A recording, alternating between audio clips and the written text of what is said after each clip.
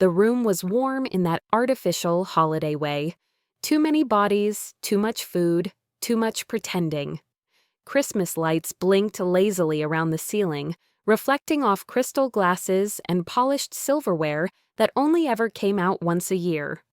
I was halfway through a sentence I didn't care about when my grandfather spoke. "Emily," he said gently, cutting through the noise, "are you still living in the house I bought for you?" The room went silent, not awkward silent, not polite silent. The kind of silence where something breaks. My fork froze halfway to my mouth. I felt the blood drain from my face so fast it made me dizzy. Around the table, my parents stiffened, my mother's smile snapping into place a fraction too late, my father suddenly very interested in his wine glass. I stared at my grandfather, waiting for him to laugh, to wink, to say he was joking. He didn't. "My name is Emily Carter. I was 26, working 2 part-time jobs, one at a nonprofit office during the day, another at a cafe on weekends, single, independent. Or at least that's what I told myself every time I patched another leak in my ceiling with a bucket and a prayer. I did not live in a house. I lived in a 1-bedroom apartment with mold in the bathroom walls and a heater that only worked if you kicked it twice and waited. An apartment I stayed in because my parents had spent years telling me the same thing, over and over, money's tight. We're doing the best we can. You know we'd help if we could. So when my grandfather asked that question, my brain stalled, trying to reconcile 2 realities that couldn't coexist. My voice caught. I cleared my throat. "I'm sorry, what house?" The word "what" landed like a dropped plate. My grandfather's brow furrowed. "The house in Maple Ridge, 2 bedrooms near the park. I transferred the money years ago, through your parents, so you wouldn't have to struggle while you got on your feet." My mother laughed too quickly. "Dad, you must be confused. Emily decided she wanted her own place." "That's not what we discussed," he said slowly. Every instinct in my body screamed that something was wrong.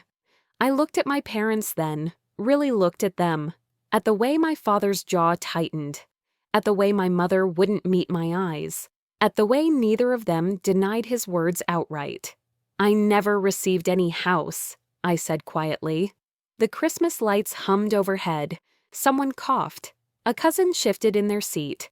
My grandfather turned fully toward my parents. "You told me she moved in. You sent photos." My heart started pounding. "Photos?" My mother reached for her wine glass, her hand shaking just enough for me to notice. "This isn't the time," she said. "Can we not do this today?" But it was already done. My grandfather's voice hardened, the warmth draining from it. "How much did I send you?" No one answered. "I asked you a question." I felt something cold settle in my chest. Not fear, not sadness, but clarity.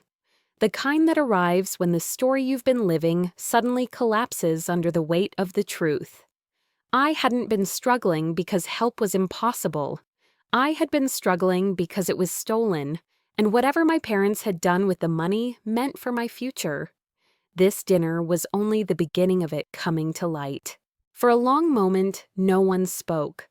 The table was still set for celebration, gold chargers, folded napkins, half-poured drinks.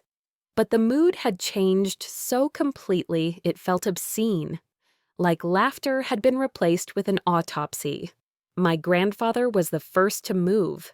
He set his fork down with deliberate care, as if anything careless might shatter what little control remained. "Emily," he said gently, "tell me where you've been living." I hesitated, not because I wanted to protect anyone, but because saying it out loud made it real. "A 1-bedroom apartment," I said, "on Pine Street. The ceiling leaks when it rains. The heat barely works." My mother finally looked at me then. Her eyes were glossy, but not with guilt, with calculation. "That's not fair," she said quickly. "You know we offered to help you." I felt a strange calm wash over me. You told me you couldn't afford to." My grandfather's head snapped toward her. "What?" She opened her mouth, closed it again. "Dad, things are complicated." "They were very simple when I wrote the checks." That's when my father spoke for the first time. "You're overreacting," he said. "It wasn't meant to go like this." "Like what?" my grandfather asked. "Like my granddaughter living in poverty while you send me photos of a house she never lived in?" I felt my stomach drop. "You sent him photos?"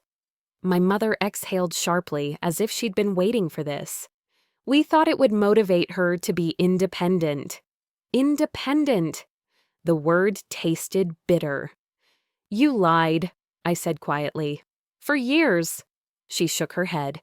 "We managed the money responsibly." My grandfather stood, not abruptly, not angrily, but fully, his chair sliding back with a soft scrape that sounded louder than shouting ever could. "How much did I transfer?" he asked. My father rubbed his temple. "It was spread out, over time." "That's not an answer." I watched something shift in my grandfather's posture. This wasn't the man who sent polite birthday cards from overseas anymore. This was the man who built an empire by noticing details other people hoped he wouldn't. "Bank statements," he said. "Now." My mother laughed nervously. "At Christmas dinner?" "Yes," he replied. "Now." She stood, flustered, and disappeared into the study. The rest of us sat there, my cousins avoiding eye contact, my aunt whispering something to her husband, the tree lights blinking like nothing was wrong. I felt exposed, stripped, like my life had been laid bare without my consent. When my mother returned, she placed a folder on the table. Her hands were steady this time. My grandfather opened it. The color drained from his face. There were transfers, large ones, consistent ones, all marked with notes like Housing Fund and Emily, Future Security. And then there were withdrawals, luxury hotel charges, airline tickets, a down payment on a boat. My name wasn't on any of it. My grandfather closed the folder slowly. "You stole from your own daughter." My father stood up. "That's not enough," my grandfather said. His voice wasn't loud, but it carried. "You will not speak." The room felt smaller. He turned to me then, his eyes softening. "Emily, did you ever receive a cent of this?" I shook my head. "I didn't even know it existed." He reached across the table and took my hand. "I am so sorry." That was the moment my chest finally cracked. Not because of the money, but because someone had finally seen me. Across the table, my parents looked panicked, cornered. For the first time in my life, they didn't control the story. And as my grandfather pulled out his phone and said, "I'm calling my lawyer," I understood something with terrifying clarity. This wasn't going to stay a family matter. We didn't finish dinner. The food sat untouched as my grandfather closed the folder and stood there, one hand resting on the table like he needed it to stay upright. He wasn't shaking, he wasn't shouting. That was worse. "Emily," he said, "pack a bag tonight. You're not going back to that apartment." My mother's head snapped up. "Dad!" "No," he cut in. "You've said enough for 10 years. The words hit me slowly. I wasn't being rescued like a child. I was being acknowledged like someone whose life had been deliberately mishandled. "I don't want to cause trouble," I said instinctively, the reflex still there. He looked at me, sadness softening his anger. "You didn't cause this. You survived it." My father finally lost his composure. "This doesn't need lawyers," he said sharply. "We can fix this privately." My grandfather turned toward him with a calm I'd never seen before. "You already decided not to fix it privately when you spent her future." Silence followed. That night, I went home. Not to my apartment, but to a guest room in my grandfather's house. The ceiling didn't leak. The heat worked without persuasion. I lay awake staring at the dark, trying to reconcile how easily my parents had let me struggle while living well on money meant for me. The next morning, my grandfather's lawyer arrived. She was precise, unemotional, ruthless in the way only facts can be. I sat at the long dining table while bank statements were spread out like a map of my stolen years. 10 years of transfers, 10 years of withdrawals, 10 years of lies carefully layered so I'd never ask the right questions. They falsified progress reports, the lawyer said, sent photos of a property purchased in a trust, then sold it 6 months later. I felt sick. They told me they couldn't afford groceries some months. My grandfather closed his eyes. They used your name, the lawyer continued, to justify expenses, trips, renovations, investments. So what happens now? I asked. She looked at me directly. Now they're accountable. When my parents arrived later that day, they looked smaller somehow, not ashamed, defensive. This is overblown, my mother said. Emily didn't need all that money at once. My grandfather stood. It wasn't yours to decide. My father clenched his fists. We raised her. You exploited her, the lawyer corrected. That was the moment the illusion finally shattered. My parents weren't misguided. They weren't struggling. They were strategic. The lawyer explained the options: restitution, legal action, criminal charges if it escalated. I felt overwhelmed, dizzy with it all. I don't want revenge, I said quietly. I just want my life back. My grandfather nodded. And you'll have it. He turned to my parents. You will return every cent, or the court will take more. My mother started crying then, real tears this time. You're choosing her over us? He didn't hesitate. I'm choosing the truth. They left without saying goodbye.